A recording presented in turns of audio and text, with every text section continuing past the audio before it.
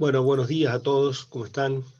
En el curso vamos a trabajar en un contexto urbano en nuestra ciudad de Córdoba, frente al río Suquía.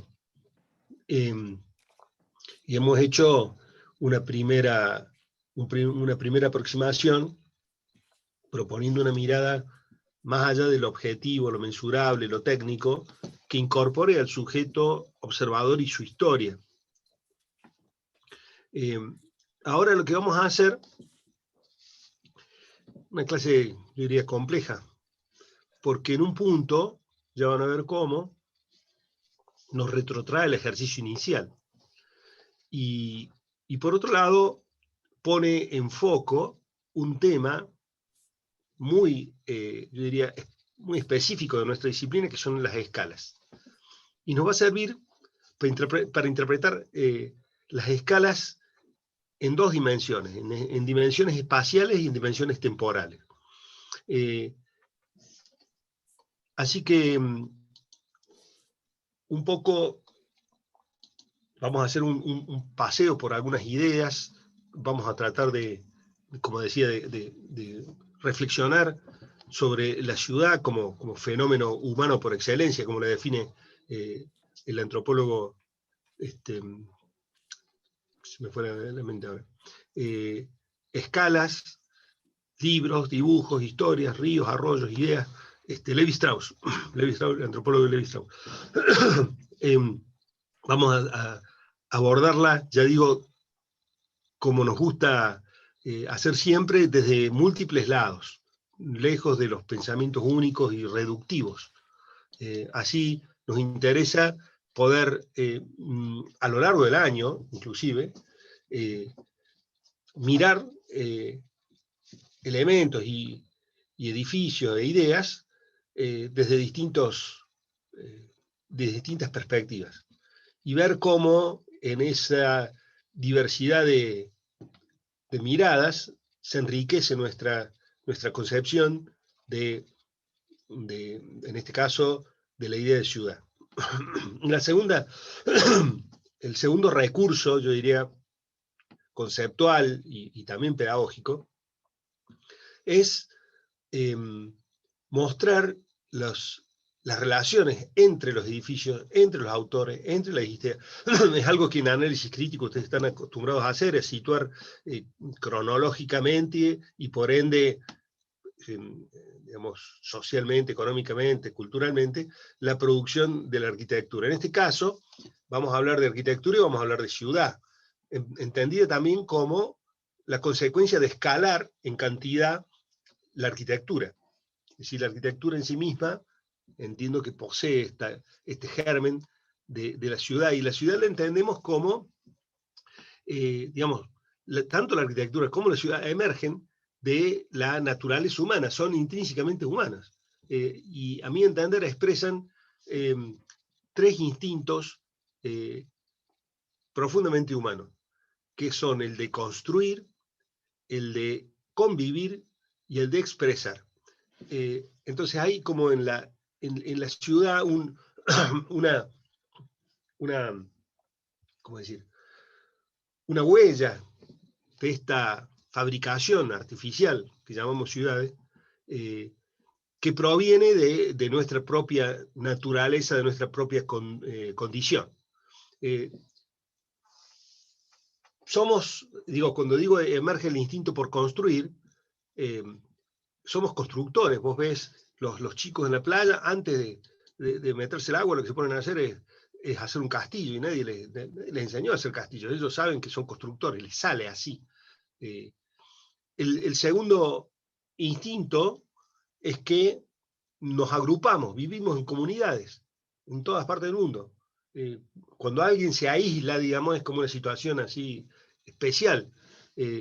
Tenemos esta necesidad de vivir juntos, somos ciudadanos, nos hemos convertido en ciudadanos, ya vamos a repasar esta idea, pero ciudadanos en el sentido de que vivimos en un entorno, en el caso de las ciudades, que pretenden otorgar derechos, de eso se trata la ciudad, pero tenemos este destino común, esta voluntad de convivir en ciudades, y que se expresa, bueno, en las ciudades como de manera estridente, digamos, este interés en agruparnos. Y el tercero, en el sentido de la expresión, los humanos tenemos un anhelo de identidad, un anhelo de expresión, y que se vuelve visible en la arquitectura y en las ciudades.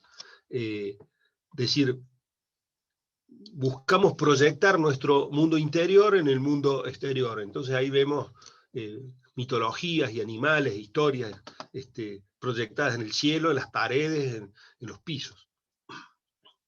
Pero el primer contexto es, entonces, estamos hablando de la mayor expresión, junto con el lenguaje, la mayor expresión de la cultura humana. De eso estamos hablando, es decir, la relevancia de entre comillas, artefacto complejo, es esa, es que es expresión de la cultura humana, y por ende la rescatamos como hemos hecho con la arquitectura, como expresión cultural, como perteneciente al campo de la cultura humana.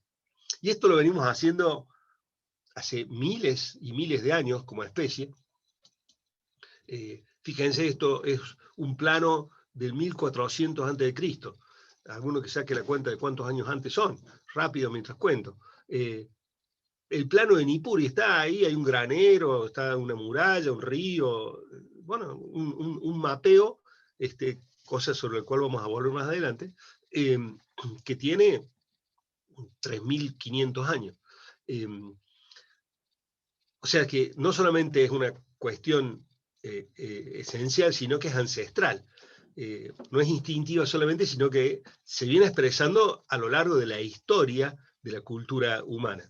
Este deseo por construir, en el fondo, no la vamos a justificar linealmente, pero son esta expresión, ya digo, de estos instintos. Aparte, terminan conformando un rasgo identitario. Cuando nosotros decimos, acá hay muchos que son de Córdoba, y decimos somos cordobeses, ¿qué queremos decir? Bueno, que vivimos en la ciudad de Córdoba, por lo pronto. Asociemos la identidad con el lugar en donde vivimos, nada menos. Vos sos porteño, o sos mendocino, cada uno con su cantar. Así que por eso son tan interesantes las ciudades y por eso son tan visitadas. Y hoy, cuando se volaba, digamos, ahora estamos como restringidos, pero hay cerca de 1.000 millones de personas que se mueven por el mundo por año. Y la mayoría no son por necesidad, es simplemente por el placer de conocer otros modos de habitar esta nave, este planeta.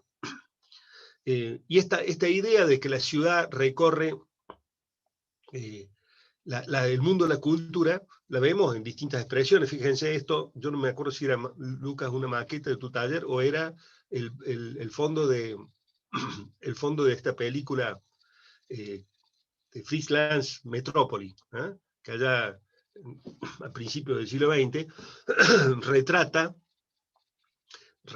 la estratificación social y el drama que tiene el mundo moderno con el cual lidia, que es cómo acomodar el desarrollo a un mundo más justo, y realiza una estratificación de la sociedad y de la ciudad. Una película extraordinaria que hay que mirar, Metrópolis. Lo que es cierto es que, bueno, las ciudades se han globalizado, se han mundializado. Vivimos en un mundo urbano que en 1950 llevaba el 30% de la población a las ciudades, y hoy está más del 50% de las personas del planeta viviendo en ciudades. Es decir, no hay que ser un profeta para darse cuenta de que se viene y se está incrementando con una curva acelerada este proceso de concentración en las ciudades. Entonces, a mí se me ocurría que no es la discusión si crecen o no crecen, porque la población humana sigue creciendo, y sobre todo en esta parte del mundo. Ya vamos a hablar sobre esta idea. Quizás en Alemania el tema sea cómo se encogen las ciudades, de shrinking of the city, mientras que acá crecemos. Entonces, bueno, la pregunta que nos tenemos que hacer es cómo crecemos. ¿Cuáles son los verbos, conceptualmente, cuáles son los verbos implicados? Uno que parece muy obvio es densificar, y si hay muchas reflexiones en torno a esta idea de densificar, sobre todo en ejidos urbanos como el nuestro, que son muy expandidos, y eso genera dificultades de todo tipo, pero densificar es algo que se viene desarrollando en todo el mundo. Lo hemos visto en alguna clase, me parece que lo hemos estudiado a Foster en Hong Kong, con su torre, que a su vez la remitimos con la obra de Amancio Williams. Y de paso les digo, miren, entren al archivo de la fundación de Amancio Williams, ahí van a encontrar una maravilla de dibujos. Ahora no podemos ir a la UBA porque uno recorría la escalera, de esas escaleras anchísimas de la Facultad de Arquitectura de Buenos Aires, y están los dibujos de Amancio Williams, unos fotomontajes realizados a finales de 47, 48, después de la Segunda Guerra, unos fotomontajes increíbles, es decir, una persona de una visión. Y bueno, está ahí disponible la obra de Amancio, que a su vez ha sido sin duda referida por Foster, ¿no? Pero digamos, esta idea de que la ciudad crece hacia arriba, la vemos estridentemente, ya digo, en todo el mundo, ¿no? Y sobre todo se ha empinado, digamos, en el siglo XX, ¿cierto? Fíjense, esto es el edificio de Foster, que tiene 179 metros, y esto es el mandarín, el gran mandarín de Serpelli. Ahí te veo los ojos llorosos, Mati. Que lo duplica o más. Bueno, así, muestro este ejemplo porque lo vamos a estudiar, ya dije, en muchos sentidos. Capaz que lo mostré cuando hablamos de idea de lugar, porque genera una plaza que atraviesa y conecta un parque y una calle muy importante. Después lo vamos a estudiar desde la estructura, cómo es que hace este edificio.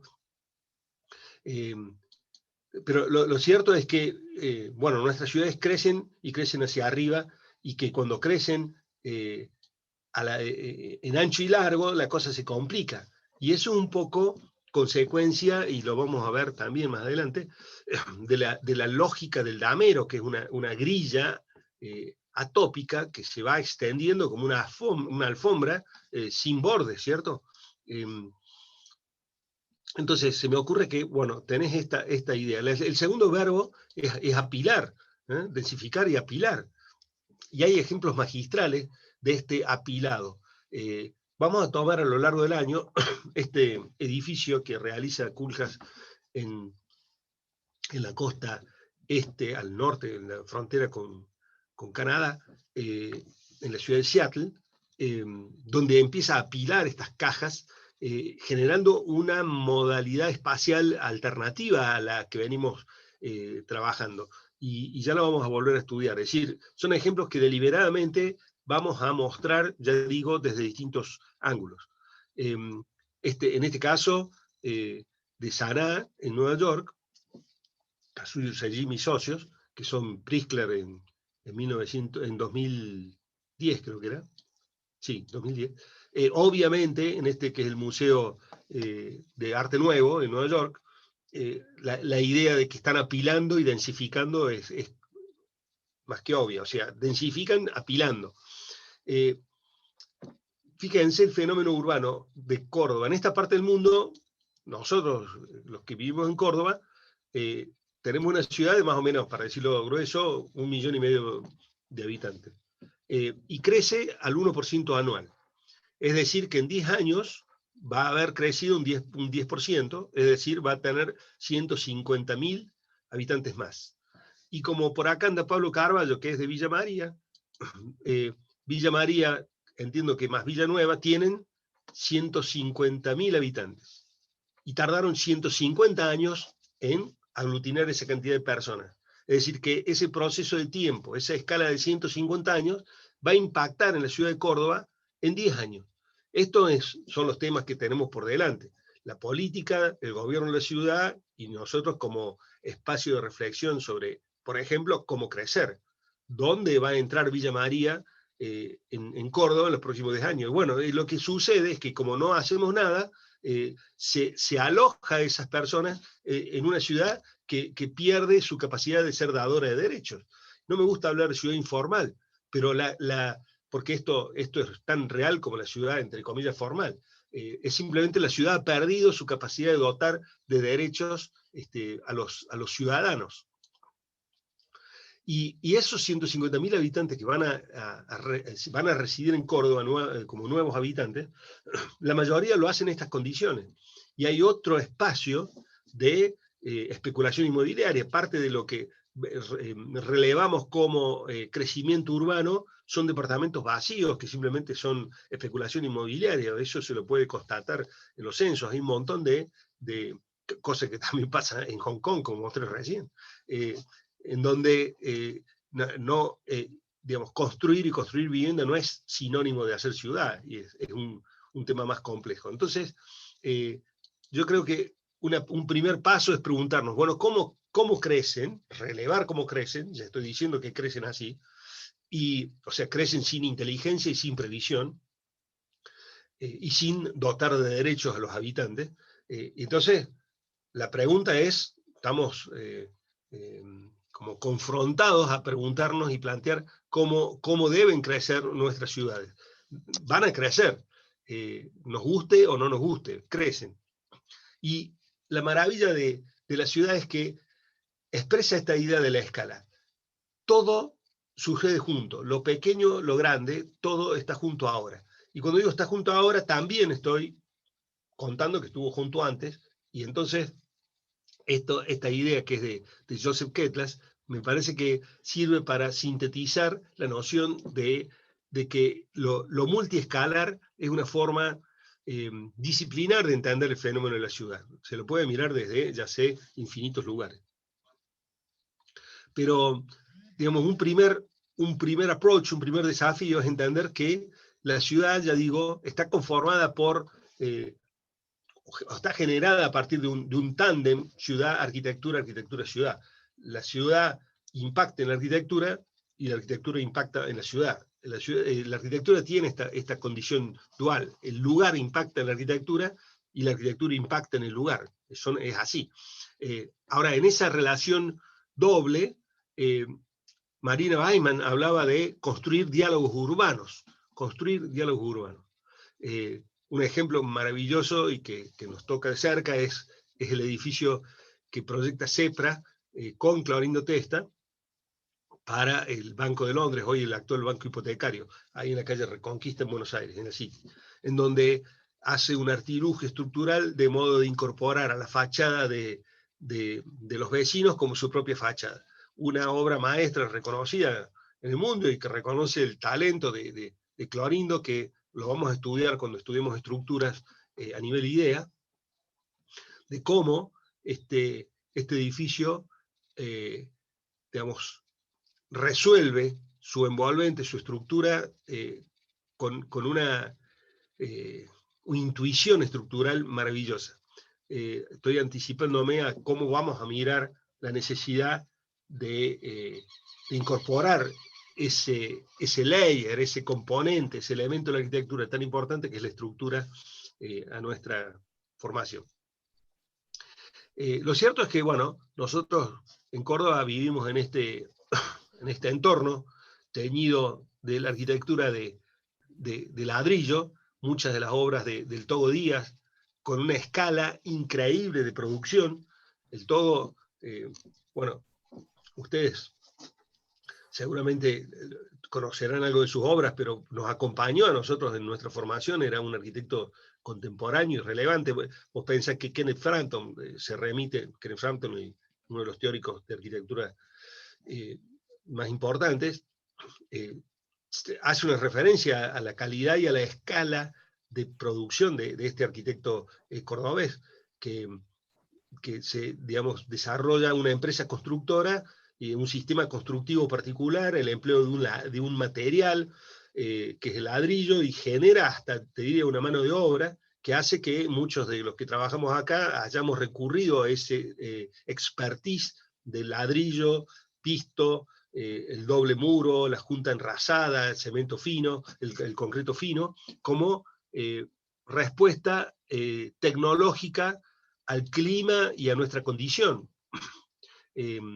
Así que este es nuestro, yo diría, nuestro manual Capeluz. Este es el lugar donde aprendemos arquitectura. A su vez, la ciudad es nuestro objeto formativo, es decir, aprendemos caminando, aprendemos mirando, la vamos a relevar, vamos a relevar un fragmento de la ciudad, que es esta singularidad, que es el encuentro del río con la ciudad, porque el río tiene varios millones de años, la ciudad tiene 447. Así que vamos a aproximarnos. Obviamente se hará un estudio objetivo que va a derivar en valoraciones, digamos, jerarquías, pero me voy a detener en una primera operación que habitualmente se le llama mapeo.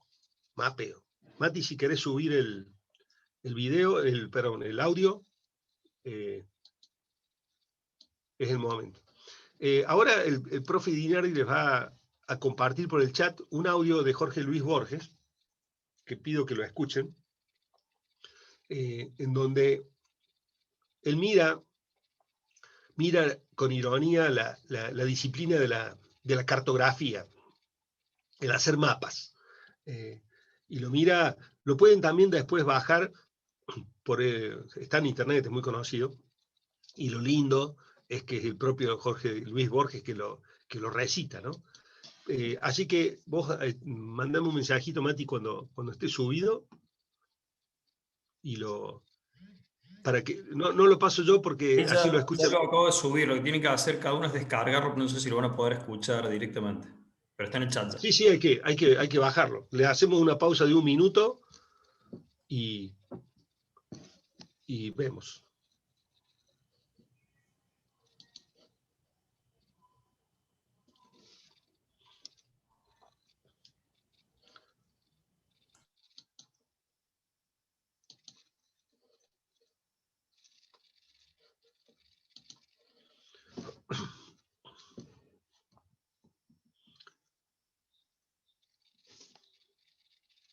Los profes me avisan cuando se bajó y lo escuchan, me hacen un comprendido.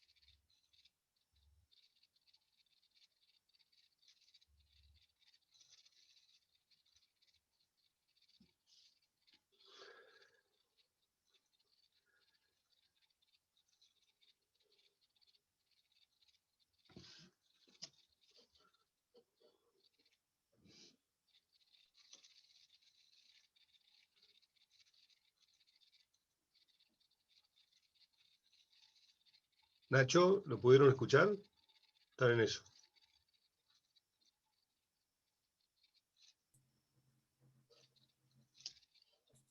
Estoy tratando, me lo bajó con una extensión rara. No sé si el resto puede.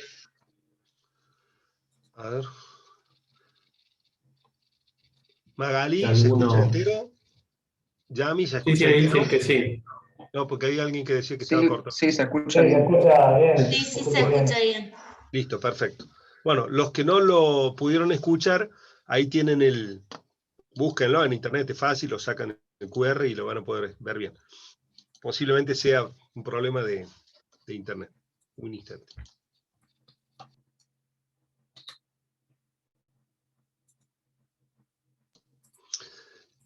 Bueno,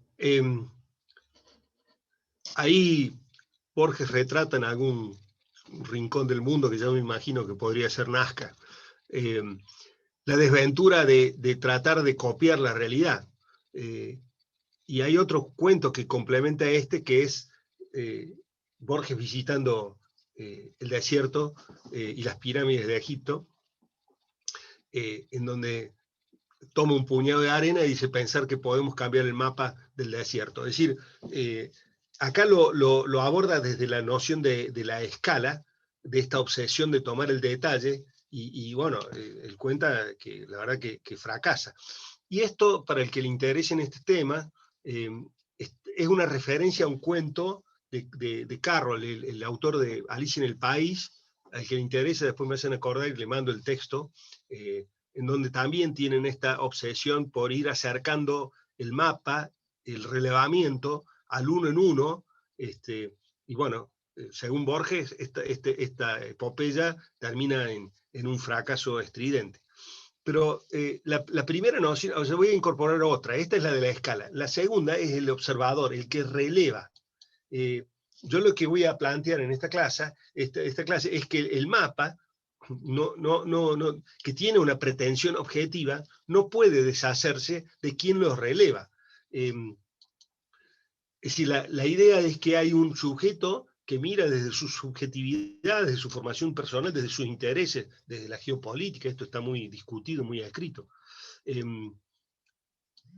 Porque nosotros decimos, esto es un mapa del mundo, digamos, estamos más o menos de acuerdo, pero esto también es un mapa del mundo. Simplemente que lo que hice en vez fue unir las partes del agua, y entonces te genera otro mapa. O esto también es un mapa que tiene el epicentro en la cancha de Talleres, suponete, no sé. O esto es un mapa, digamos, en donde simplemente decimos que el sur va para arriba. Es clarísimo que el norte para arriba es una mera interpretación. Y hay mapas de unos cuantos siglos que muestran esa forma de graficar nuestro planeta. Pero, digamos, yo me quiero acercar a este mapa, en donde estos mapas no solamente retratan las condiciones geográficas, sino que empiezan a incorporar otros datos de cosas que encuentran, de plantas, de animales, de forma de vivir, de tribus, de desiertos que van cambiando de tamaño y de forma. Es decir, estamos hablando de algo que aparentemente es una foto, pero en realidad intenta con una foto replicar una película. O, fíjense, en este caso, acá yo veo poco, pero acá, a ver si es este, sí. Acá el mapa está completado con una incógnita. Dice, acá hay un territorio austral que es una incógnita, porque todavía no lo habían podido relevar, entonces está llenado con una hipótesis, por ejemplo. O esto, que es un plano que le encargan. Es decir, en Europa había un comercio con India, digamos, con el área productora de las especies, que estaba centralizado por una especie de cártel en Venecia. Entonces los portugueses le encargan a un comerciante, una persona entiendo que era de Venecia, que retratara el conocimiento que tenía del mundo para poder sortear esta especie de barrera económica que le generaba Venecia, y es por eso que les da esta información que les permite a los portugueses, que se subían rápido a los barcos, que les permite conectar, bypassear, digamos, el emporio económico de Venecia. Esto es un detalle, ahí se ve el Tratado de Tordesillas, la línea que indica los dominios españoles y los dominios portugueses. Fíjate cómo retratan la fauna en Brasil, ¿verdad? Y acá, Turco, yo no sé esto, fíjate, en esta época el Sahara era un bosque, después no sé qué pasó.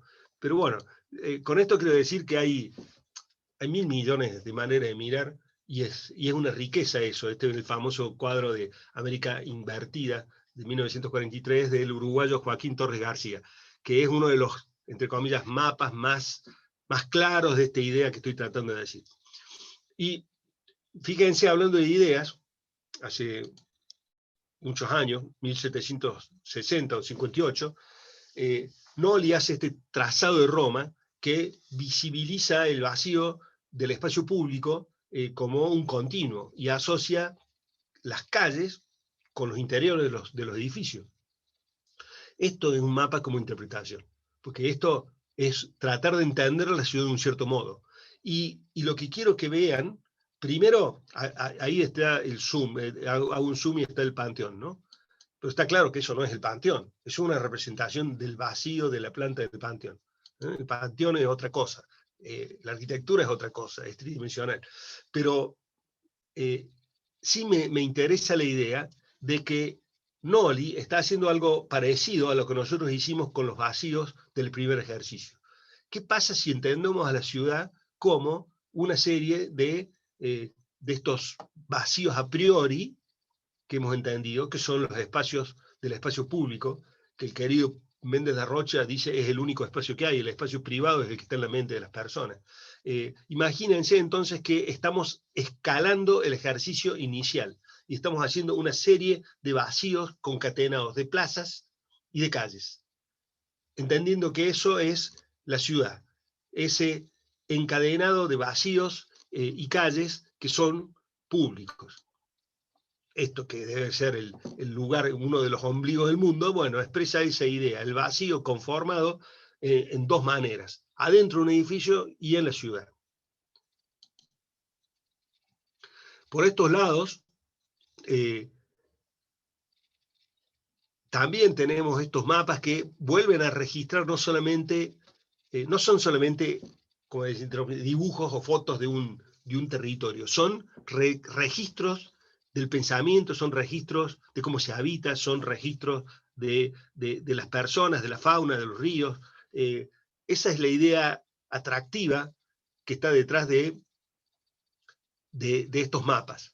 Este código de Mesoamérica, digamos, por supuesto lo está en la Biblioteca Nacional de Francia, deberían devolverlo, ¿no? Nos habla de este esfuerzo por hacer los atlas. Con el Nacho venimos armando una publicación producto del trabajo de toda la cátedra, digo Nacho porque es como el editor, en donde estamos registrando estos esfuerzos colectivos que hacemos ustedes estudiantes y nosotros docentes, para que este atlas, entre comillas, este fragmento de atlas, quede registrado. Así que, bueno, en algún momento vamos a publicitar cuando lo podamos editar. Hemos hecho una aplicación a la editorial de la universidad, obtuvimos digamos, la distinción de ser seleccionados, así que, bueno, estamos intentando cerrarlo. Pero, digamos, hay muchas formas, entonces, de registrar esta ciudad. En este caso es una especie de mapa de nuestra cátedra, de mapa que recorre la ciudad de Córdoba, marcando la producción de los últimos 10 años de la cátedra. Y esta, como decía recién, esta noción de registro de las ciudades viene desde siempre. Si vemos, por ejemplo, esto es Tenochtitlán, cuando existía Tenochtitlán, ante la barbaridad de haberla desarmado. O, volviendo a Nazca, fíjense, en este caso, estos mapas territoriales son solo visibles en ciertas condiciones. Vos para entender Nazca tenés que estar a cierta altura. Haceme acordar, Mati, que tengo una foto de cómo se ve esto cuando estás a altura cero, es nada, es una línea, una piedra. Y la ciudad tiene un híbrido entre los mapas y su naturaleza, porque pensemos, nosotros vivimos en una parte del mundo en donde hubo una colonización y en el 1500, por decirlo así simplemente, y en 100 años se construyeron 1500 ciudades en 100 años, digamos, con esta especie de mapa que implicaba las leyes de Indias. Este momento fundacional de las ciudades está retratado con un mapa, que es igual en todos lados. Fíjense, esto es la ciudad de Buenos Aires, esto es la ciudad de Bogotá. No importa si está el Río de la Plata, si está el Montserrat o si está Córdoba, que nos metimos en medio de un valle fluvial.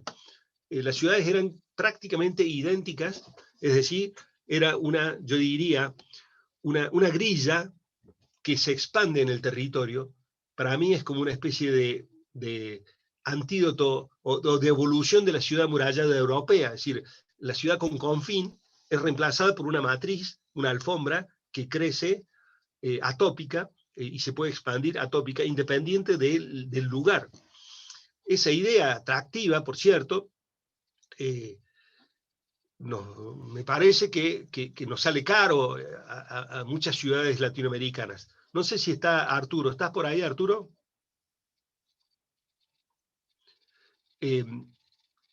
Este plano, voy a volver a este plano. Acá, esta es la Plaza Mayor, las 70 manzanas que se reparten, lo que ven ahí son los nombres de los dueños. Y en este, a ver si puedo dibujar.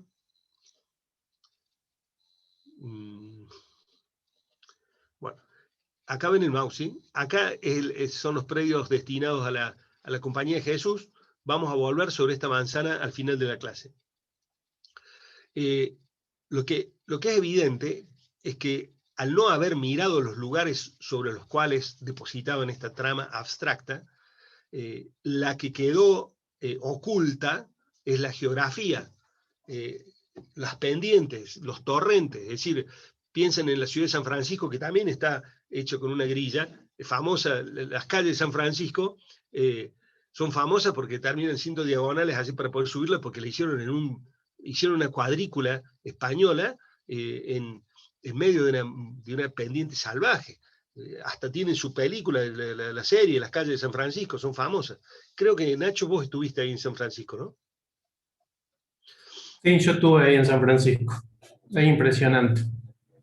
En otra escala, nosotros, bueno, había un río y hay un arroyo que atraviesan la ciudad. En realidad la ciudad se les mete adentro, y bueno, durante siglos estuvimos peleando contra el río y contra el arroyo, porque están ahí, y el arroyo Maldonado subyace en Buenos Aires, y el río Paraguay subyace en Paraguay. Yo lo que planteo, digamos, es que habría que considerar una lógica de más raudales y pendientes, y no solo de ametro y geometría, es decir, esta tridimensionalización y esta consideración de la geografía de base como una lectura obligatoria de nuestros mapas, que a veces los ponemos como así atenuados o mirando solamente los contornos o tamaños, cuando en realidad son un territorio móvil, que no lo vemos móvil porque percibimos el tiempo a una velocidad, pero esto está en movimiento, en transformación. Es decir, esta consideración entonces de que los mapas no es que relevaron nuestra ciudad, sino que han impactado en nuestra ciudad, es una de las nociones que quiero poner. Hacemos una pausa, Mati, de 1 minuto y ya seguimos.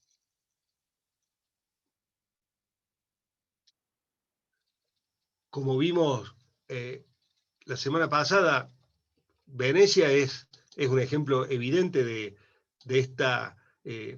este predominio geográfico, digamos, que está retratada en la historia de Venecia. Fíjense, este es un mapa de 1650. Pero esta idea de que el mapa reproduce el carácter, en este caso de la ciudad. Fíjense qué hermoso estos dibujos que muestran este pedazo de pantano emergiendo, una ciudad emergiendo de un pantano. Es una maravilla, ¿no? Siempre pienso que no tendríamos el privilegio de conocer esta ciudad que se jacta de ser una de las más lindas del mundo y de subyacer al texto de Italo Calvino de Ciudades Invisibles.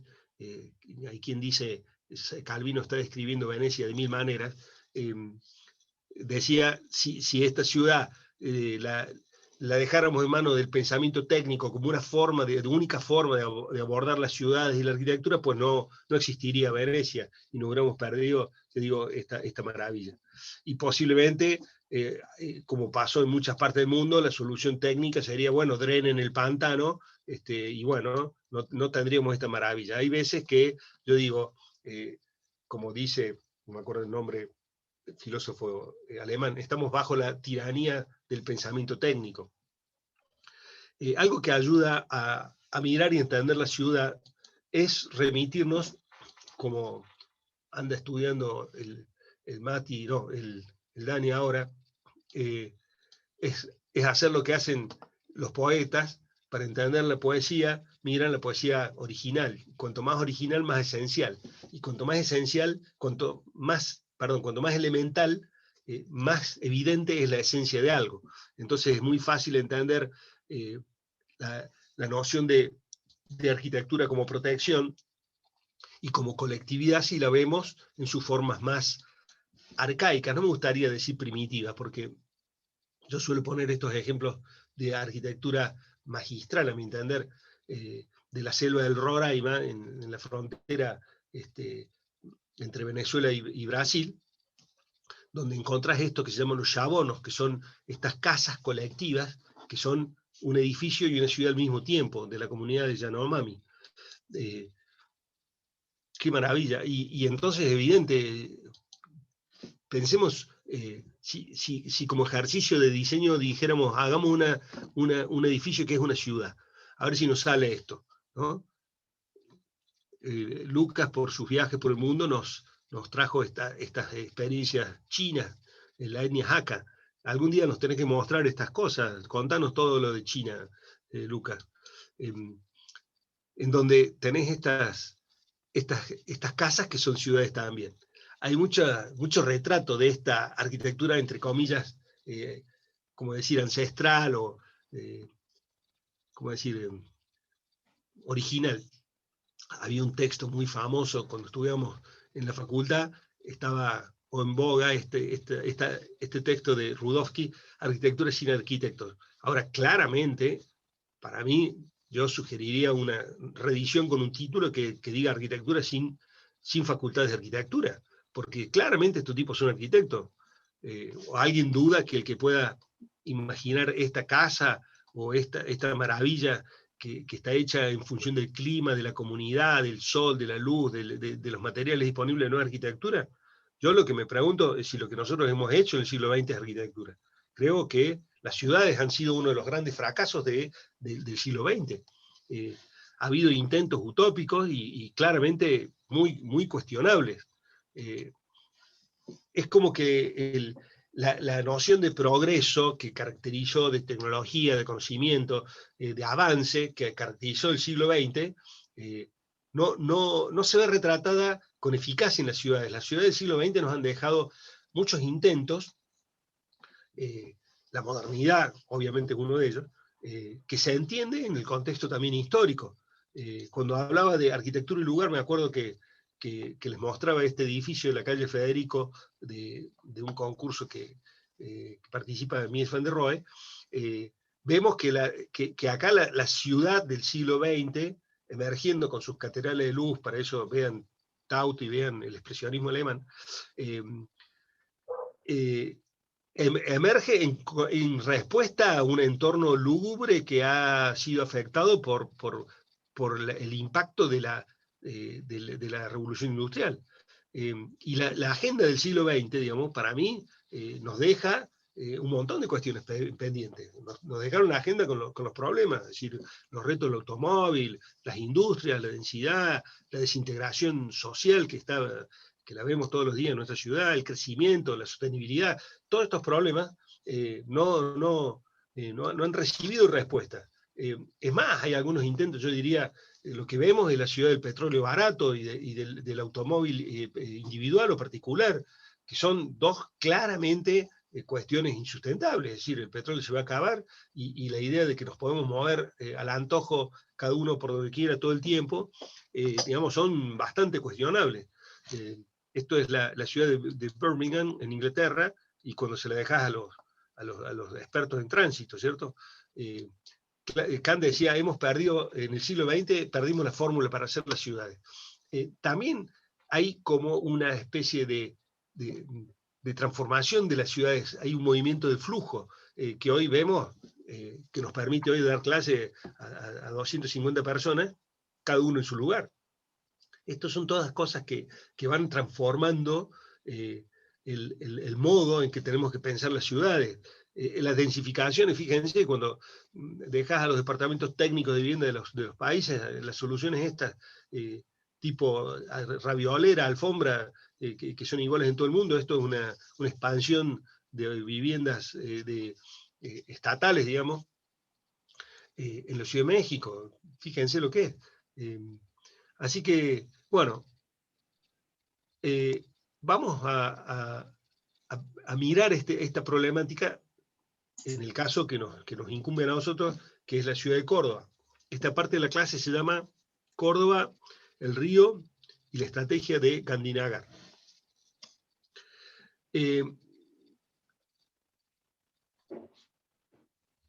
Córdoba es fundada en invierno.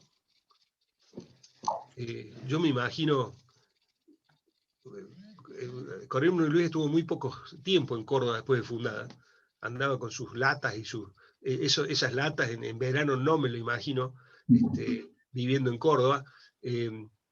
Pobre de Jerónimo, por alguna interna con el virreinato de Lima, muere un año y un mes después de haberla fundado. Córdoba es producto de una colonización que viene desde Panamá, que viene bajando por el Pacífico, viene fundando ciudades en lo que hoy es Ecuador y Perú, termina fundando Lima, y claro, al estar desde el Pacífico, estaban buscando una salida al Atlántico para poder volver a España. Y cuentan que Jerónimo Luis confunde, los avanzados de su exploración confunden el mar de Ancenusa, lo que nosotros llamamos mar chiquita, con un brazo del mar. Pensaba que había descubierto la salida al mar, al océano, al mar grande, le dicen, el océano Atlántico. Y por eso fundan este esfuerzo por fundar estas ciudades que vienen, Santiago del Estero, Tucumán, Córdoba. Así que nacimos por la vocación de este andaluz de encontrar riqueza y encontrar la salida al mar. Por eso, los que han tenido la suerte de viajar al sur de España, reconocerán en la escala de las sierras esta relación por la cual él llama Córdoba la Nueva Andalucía, al lugar donde nosotros habitamos. Este es un retrato, acá vemos el momento fundacional, esta es otra foto.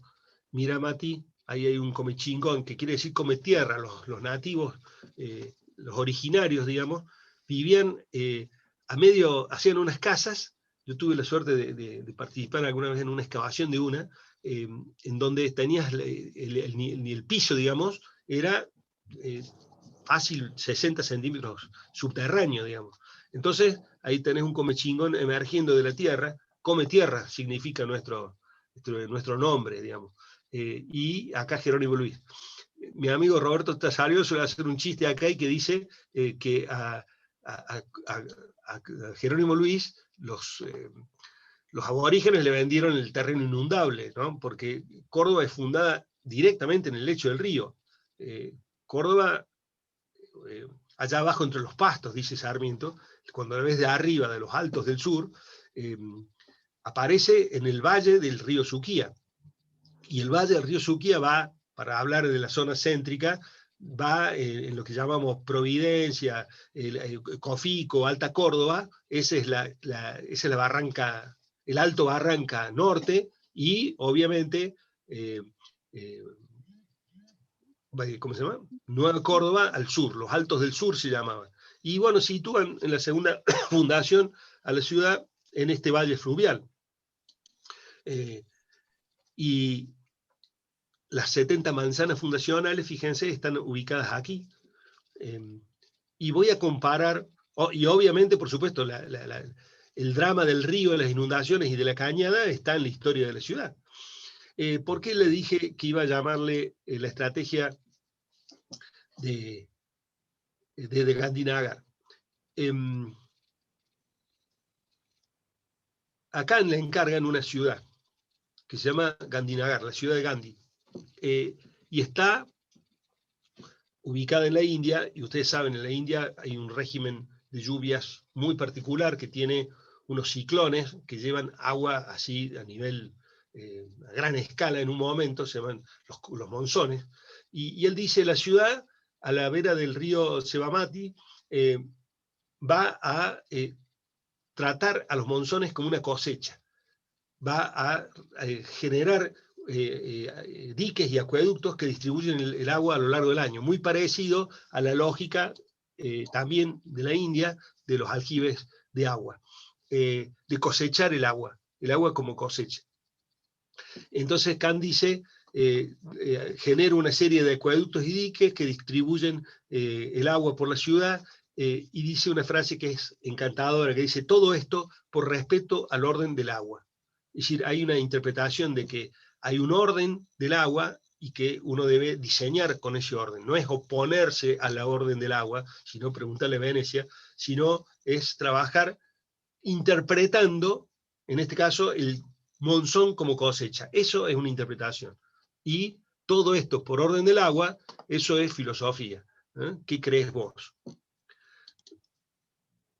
Bueno, en blanco aparece la traza del río, la traza del arroyo Cañada, las 70 manzanas inundables de la Fundación, la ribera norte y la ribera sur del río. Estamos metidos en medio de unos arroyos y unos ríos con un régimen fluvial también particular, que para los que sean de Córdoba saben, de mayo a noviembre llueve muy poco, baja el caudal de los ríos, la cañada es un hilo de agua apenas, y en verano de golpe una tarde ves que el río va de bote a bote y la cañada pega sobre el entrados de los arcos.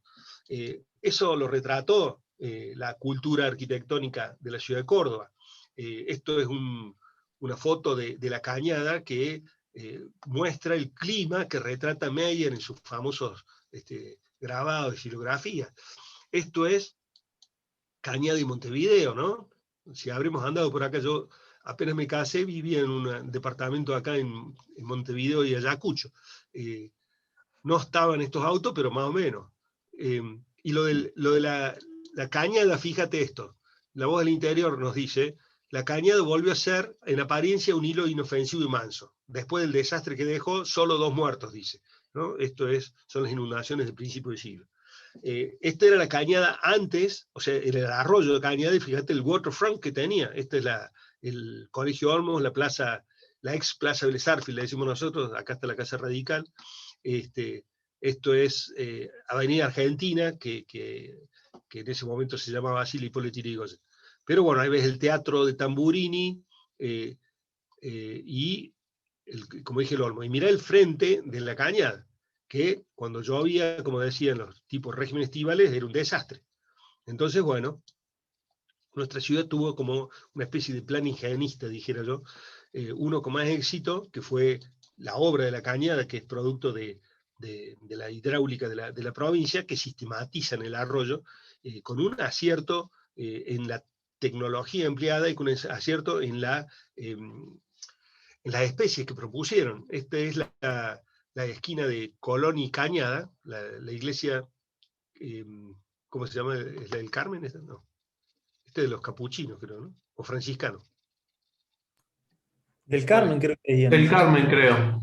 Sí. Sí, es del Carmen ese. Reseña del Carmen. Sí. Fíjate, antes de la obra, durante, empiezan a crecer las tipuanas, y el río, y la cañada, en un día de lluvia, me acuerdo una vez hicimos un seminario con César Nacelli, que invitamos a unos amigos de Paraguay, por las dudas estén escuchando la clase, y el seminario lo hicimos, el proyecto era en la cañada, y le decíamos que la cañada era el río de Córdoba, o uno de los ríos de Córdoba, y cuando vieron el desagüe que era la cañada, se nos reían los paraguayos con razón, porque tenés este río continental, que es el río Paraguay, que pasa por la puerta de Asunción, y bueno, un poco nuestra humilde cañada, que les parecía como irrelevante en términos de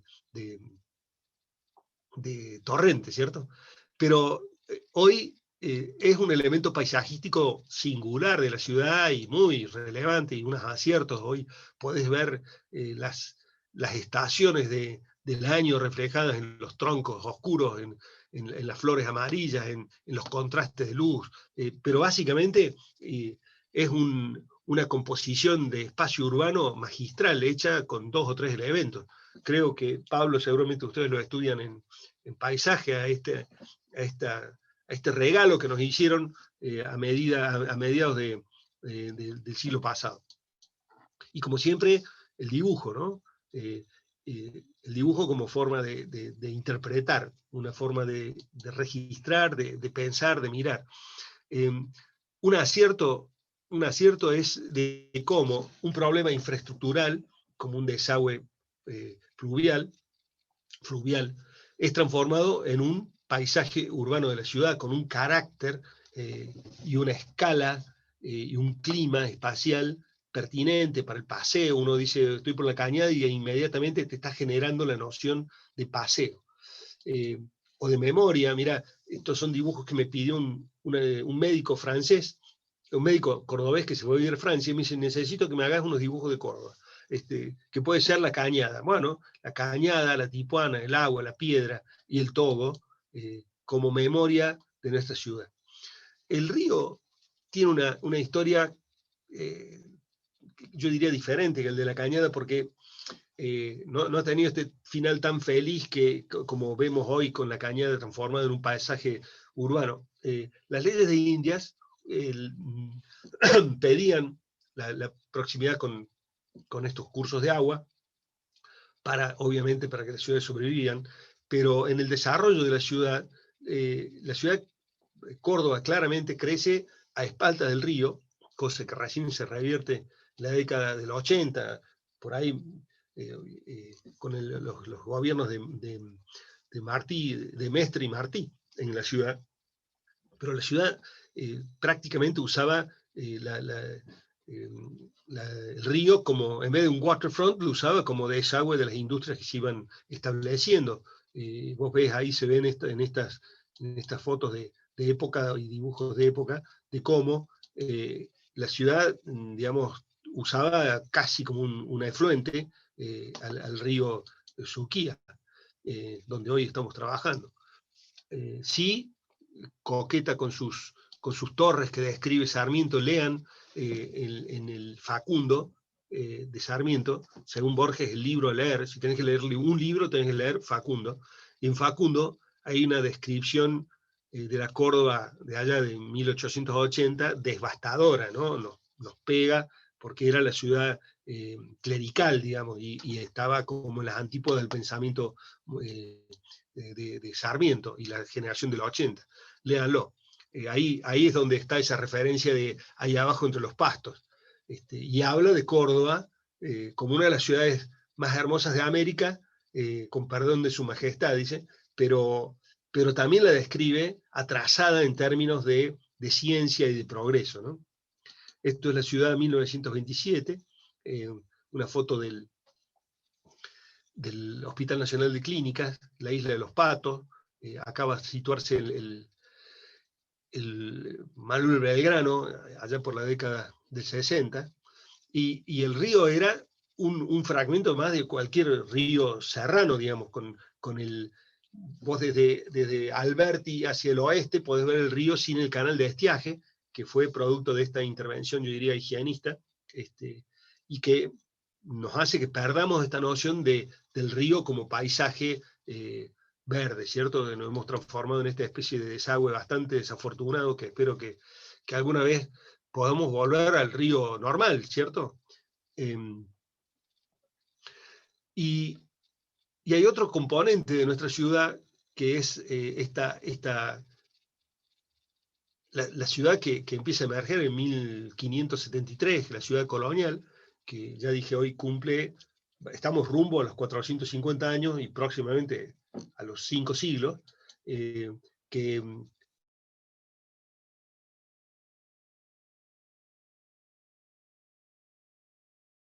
1850, la primera foto de la Catedral de Córdoba,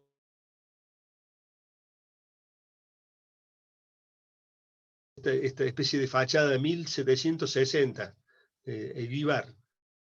Y esto es un vacío, justamente, el vacío, el damero, asociación entre geometría, espacio, ciudad, que caracteriza esta parte del mundo.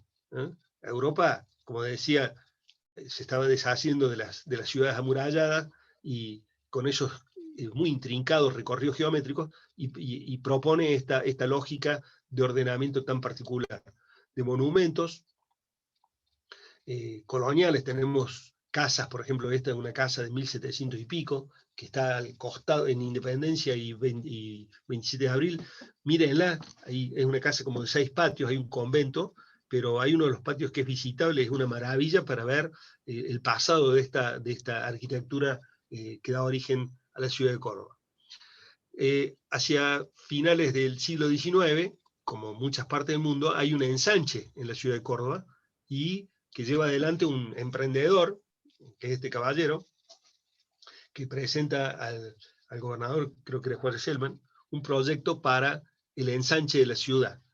Y el ensanche de la ciudad va a ser lo que hoy conocemos como Nueva Córdoba, en donde va a proponer un parque, el Parque Sarmiento, y alrededor del cual hace una serie de intervenciones de grandes casonas y de diagonales al modo parisino, obviamente. Era el modo de hacer ciudad en ese momento. Hacemos una pausa de 1 minuto y ahí seguimos.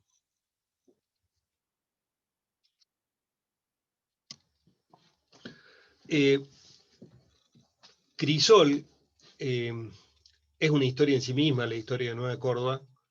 No va a ser momento de mostrarla, pero sí quiero mostrar dos ideas, digamos, que están dando vuelta un poco en el carácter de la clase.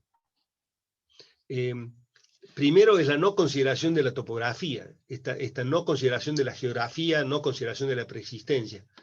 Esto es la excavación de las barrancas de Nueva Córdoba, que eran las barrancas de Greda, que para los que no son de Córdoba la pueden mirar ahí cerca sobre Leopoldo Lugones, cuando baja hacia la terminal y al río, está la barranca del Zoológico, donde está la rueda llamada de Eiffel.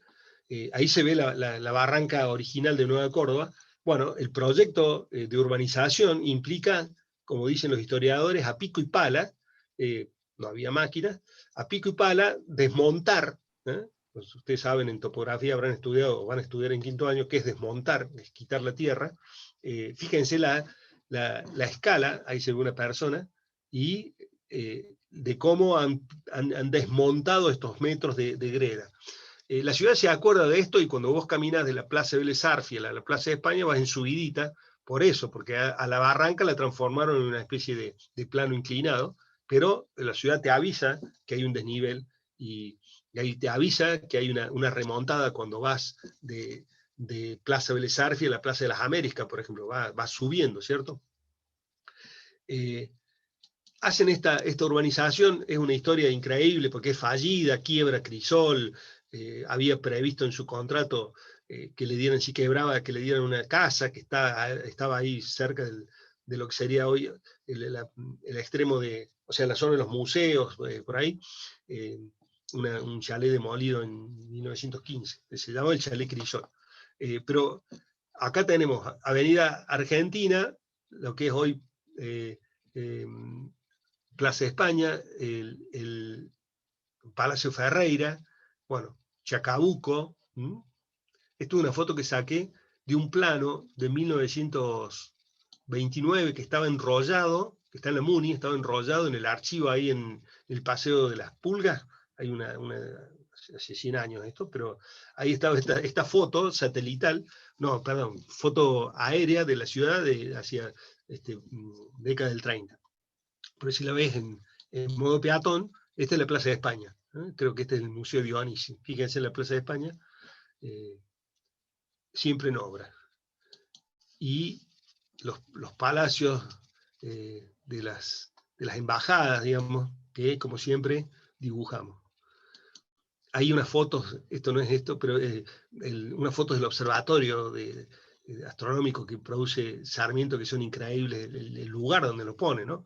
Esta ciudad está concebida, ya te digo, con un modelo parisino de manzanas homogéneas y compactas, pero claro, en realidad fue en lugar del París de Haussmann o del ensanche de Cerdá, fue construida a lo largo de, no te quiero decir, de siglos, es decir, no es una ciudad instantánea. Alguna vez hicimos un edificio por ahí, por Nueva Córdoba, en donde el código te hace construir una especie de castillito, digamos, en vez de torre, es una feta de una ciudad que algún día vendrá. Bueno, esta se construyó bastante rápido, gastamos en la medianera y después resulta que nos construyen el edificio de al lado y bueno, se malogró el esfuerzo, pero vos estás construyendo una porción de este pastel. Esto sería para hablar otra clase sobre la normativa. Voy a volver sobre la idea de las escalas en la ciudad. Escalas como dimensiones y escalas como tiempo. Esta es, si la vemos satelitalmente, la ciudad de Córdoba. Acá hacemos un zoom sobre el área central, sobre Nueva Córdoba, sobre el río, sobre el lugar donde estamos por trabajar. Y esto que voy a mostrar ahora es un plano de 1870 del Central Park de New York, que es una obra de una escala increíble, un parque que tiene 42 manzanas, son 4 kilómetros 200 de largo por 800 metros de ancho, perdón. Es decir, esto, en una ciudad conocida en el mundo por su artificialidad, por su modernidad, de golpe tiene un gran corazón con este parque, pero lo notable de esto, dos ideas quiero decir. Una es que alguien pensó en este momento, cuando la ciudad era, estamos hablando de 1850, cuando la ciudad era apenas una ciudad absolutamente diferente de lo que la conocemos hoy, pensó en este fragmento verde, descomunal, en el corazón de la ciudad. Koolhaas habla en Delirious New York, dice, es una alfombra arcádica, una alfombra sintética, injertada en la película, en la retícula. Es como si fuese una alfombra verde artificial. Fíjense esto que describe acá, en el mismo momento que están pensando el parque, están pensando una máquina para trasladar árboles. Esto que aparece acá en el libro de Koolhaas es un gráfico de un dispositivo para trasladar árboles y acortar el proceso de transformación de este predio en parque, porque los parques tienen esta velocidad, ¿no? Tienen distintas velocidades. Cuando nacen y cuando crecen. Cuestión es que este parque, como dije, tiene 4 kilómetros, o sea, 4.200 metros por 800 de ancho. Si nosotros pusiésemos ese parque en la ciudad de Córdoba, en el lugar donde estamos trabajando, digamos, acá, es un poquito más acá, pero sería el impacto, iría desde el río, el área que está al norte del mercado norte, el área central, toda Nueva Córdoba, todo Barrio Güemes, toda Ciudad Universitaria, llegaría desde la Cruz Roja hasta el río. Imagínense la escala de esto. Si acá para hacer una plaza de 30 por 20 tenemos problemas, fíjense la visión, la decisión de esta comunidad de reservarse para sí un predio de semejante escala. Vos me vas a decir, bueno, pero es Nueva York. Bueno, pero acá cerca, algunos también pensaron estas escalas y le suman un layer que es el de los tiempos. Mira, esto es Colonia Carolla. Tiene una avenida forestada de, hay quien dice 9, otros dicen 15, yo lo medí, tiene 15 en Google Earth. Mirá lo que es esto, unos plátanos que plantaron en 1915, 15 kilómetros de verde, 2.500 árboles. Ahora, hoy la reconocemos así a la ciudad, pero si fuese Nueva York, iría desde la punta del Central Park hasta el toro de Wall Street. ¿Ah?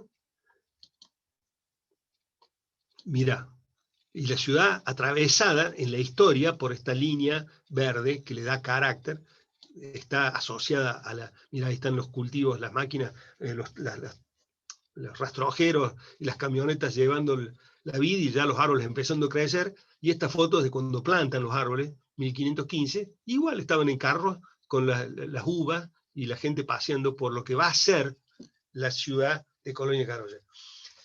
1915. Hoy la ves, más de un siglo después, caracterizada por esta arboleda maravillosa, ¿no? Pero alguien pensó eso. Yo me acuerdo, me pidieron en el año 2000, mirá vos, ya pasaron 20 años, en el año 2000 había toda una especie de algo con el tiempo, pasaba, ¿viste? Íbamos a cambiar de milenio, en realidad no era así, pero me pidieron de la municipalidad un texto y yo escribí sobre Colonia Carolla, pensando en, primero, ¿qué íbamos a hacer cuando se mueran los plátanos? ¿Alguien estaba pensando la ciudad del futuro como la habían pensado en 1915? Les dejo ahí un instante que lo lean. La ciudad como legado.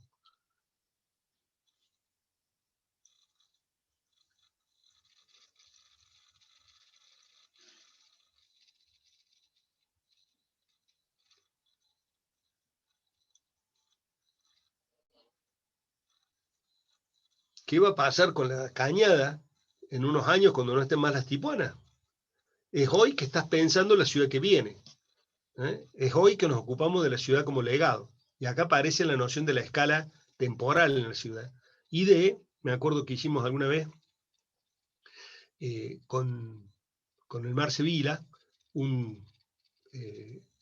él organizó unos workshops que eran como itinerantes por toda Latinoamérica, se llaman SOS Ciudades, y que fuimos a una pequeña población frente al lago Itamaraty, en Paraguay, y que se llama Areguá.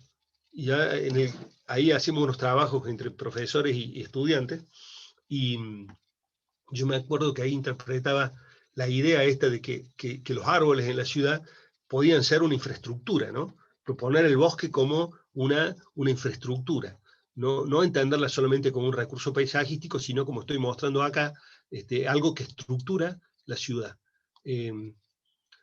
Así es que, bueno, un poco es esto, cómo es que nuestras ciudades adquieren forma, cobijan la vida, generan estos vacíos significativos, las plazas, las calles. Yo me lo imagino a esto como, ya dije, como el mismo ejercicio que hemos hecho de articular vacíos, en este caso son vacíos públicos de gran escala, para albergar la vida. Y entonces entender a ese vacío que le decimos espacio público, pensarlo como una afirmación, no como el resto que queda entre las cosas, que es un poco un subyacente de la grilla, y de la grilla, es decir, perdón, de la ciudad moderna. Hay un campo y están las torres y el espacio que queda entre las torres. Acá la idea es restituir la conformación del vacío público. Es lo mismo que hicimos entonces en el trabajo inicial, pero en otra escala. Y el espacio urbano va a emerger entonces como una secuencia de espacios articulados, y no como digamos, pensados como un vacío a priori, un poco lo que se ve en esta imagen transformada en esta arquitectura maravillosa de Enric Miralles en el mercado de Santa Catarina en Barcelona. Y para terminar me voy a permitir mostrarles algo en lo que estamos trabajando ahora, una sola voy a mostrar porque las otras son de otros años, pero sí me voy a remitir a esto que dije al principio. 1599, el cabildo de la ciudad le asigna a la Compañía de Jesús, a los jesuitas, estas dos manzanas. Están ubicadas ahí, son dos manzanas que allá por 1850 y pico, hay un decreto del entonces gobernador que decide abrir lo que por entonces se llamaba la calle San Luis, y es esa calle, digamos, es demolida, abierta hacia 1870 y pico. Pero claro, la calle pasaba por lo que nosotros le llamamos el patio de la botica y el tercer patio del conjunto jesuítico, que tenía como 6 patios. Acá había un patio de artes y oficios, herrería, esas cosas. Después había otras donde está la escuela Olmos y el teatro Riverindarte, que eran con animales. Pero en este tercer, o sea, acá está la iglesia, esta es la residencia, acá está lo que hoy es el rectorado, este es el Colegio Montserrat, y acá había una farmacia, se llamaba La Botica, en donde se les proveía a los ciudadanos de plantas medicinales, inclusive con algún grado de tratamiento. Ese patio, ese claustro, digamos, ese claustro que estaba, digamos, pegado al Montserrat, es demolido en parte, y digamos lo que estamos haciendo ahora desde el área de planificación de la universidad es restituir ese patio que estaba ahí bajo la calle Duarte Quirós. Había un proyecto, un centro cultural de la universidad, había sido un concurso nacional, después hubo un lío bárbaro con una pieza jesuítica que está acá, que se llama el Antiguo Refectorio, porque se demolía, y esto es considerado parte del patrimonio de la humanidad, se paró la obra, después se siguió, después se volvió a parar la obra, y por suerte ahora la estamos, digamos, en eso lo han visto en la tele o en la radio, estamos trabajando sobre simplemente transformar esa calle que pasan autos en una calle peatonal, como expansión de este terreno, de este predio de la universidad. Lo que hemos hecho es firmar un convenio con la Municipalidad de Córdoba para que nos cedan, porque esto es dominio municipal, que nos cede el derecho para poder hacer acá una serie de excavaciones para poder mostrar ese legado tan interesante que está bajo tierra, está en la calle Duarte Quirós. Hicimos unos cateos y estamos encontrando el piso original. Esto que ven acá a la derecha son baldosas del 1650, es decir, del siglo XVII, y están en perfecto estado de conservación bajo la calle Duarte Quirós. Esto es un tema de gestión. Trabajamos con la Comisión Nacional de Monumentos, con los arqueólogos de la provincia. Esto está en un contexto de una licitación, es decir, son temas de gestión bien interesantes, bien complejos, pero ahí tenés, bajo 60 centímetros bajo Duarte Quirós, tenemos el edificio jesuita avasallado, digamos, separado de lo que vos hoy ves como Colegio Montserrat. Esto, que es la sala de profes del Colegio Montserrat, era parte de la misma pieza que acá ves cómo continúa en el refectorio jesuita.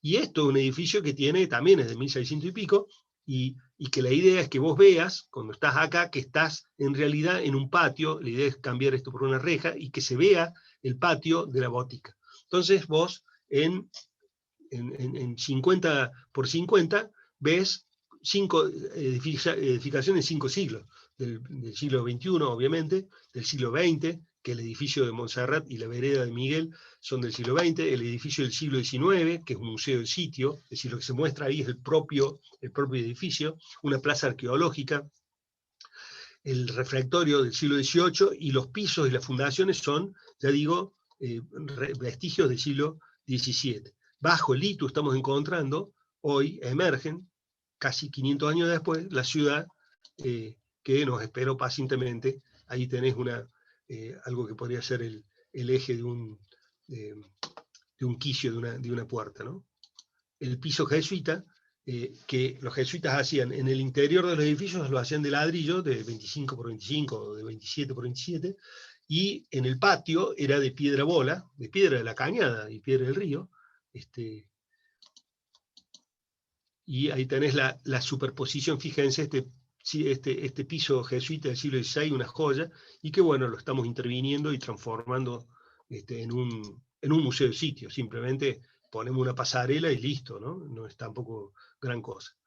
Y para terminar, quiero hacer un homenaje a Pablo Méndez de Rocha, que tuvimos la suerte de conocer su arquitectura y de conocerlo a él personalmente cuando nos visitó en ocasión de haberle otorgado nuestra facultad y nuestra universidad el premio honoris causa. Acá habla de de que justamente esto que mencioné como un homenaje a él, de que en realidad solamente hay espacios públicos y que el único espacio privado está en la mente humana. Y si pueden ahora, no sé si Mati ya lo subiste, es muy difícil pasar videos por Zoom porque se corta y no se entiende. Entonces lo que hicimos fue subir un pequeñísimo fragmento del final de una conversación, de un discurso, decía él, que dio en un taller de la facultad, que estábamos ahí. Me acuerdo que estaba el Iván, eso estoy seguro, porque andaba buscando de una foto que tenía sentado al lado del maestro y que nos estábamos riendo los dos, ¿te acordás, Iván? Si encontrás esa foto, te la agradezco. Sí, creo que la tengo por ahí, yo te la voy a pasar. Bueno, fíjate Ayer si justo estaba. después subíla en todo caso, así la vemos. Sí, Pero lo que hice fue lo interesante, discúlpame Ian, de esto, No, por favor. cuando vino Pablo acá, es que nos hizo críticas sobre trabajos de la cátedra. O sea, 3 o 4 equipos que teníamos sobre los proyectos, los expusimos y realmente hizo una puesta en valor de la forma pedagógica y didáctica que vemos y tratamos de entender la arquitectura en la A4A. Eso realmente fue un honor, fue una cosa única y tenerlo a escala 1:1. 1:1 y a increíble. 30 centímetros. Yo lo filmé cuando hizo este discurso. Y, Yo también lo tengo, estaba ahí al lado tuyo, con la silla, lo sí, tenía así estamos como juntos. desde abajo.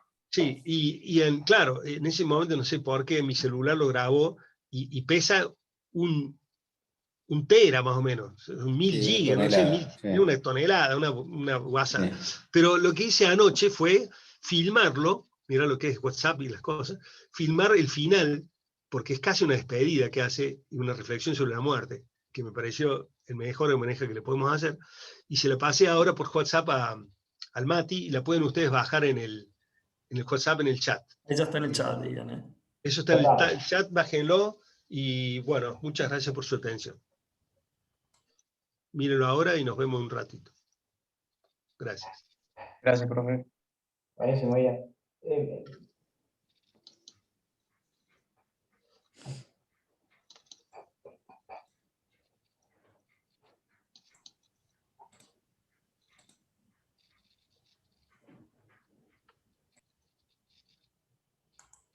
Mi taller a las 10:30 nos juntamos y usamos el link que está en la página web de la cátedra, ¿sí?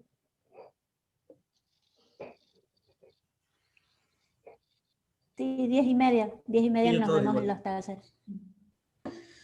Perfecto, 10:30 entonces. Bueno, hacemos 10:30 para todos, paso el link ahora en un ratitín. Nos vemos. Nacho, ¿nos quedamos nosotros, Ian, o qué hacemos? Profe, Sí. espere que se me está descargando el archivo. Si Claro, cierran la sí, reunión, ahora se tiene me que ver. va. Ahora tiene que ver el saludo final de Pablo Méndez. El Dani me interrumpió el momento más emotivo del video, me lo interrumpió el Dani. Sí, claro. Estaba en pleno. Sí, nadie habla. ¿Qué querés? No, Pero es que es para ver es el espacio para ver el video. Filosofia, os filósofos dizem, mas tudo isso é passageiro,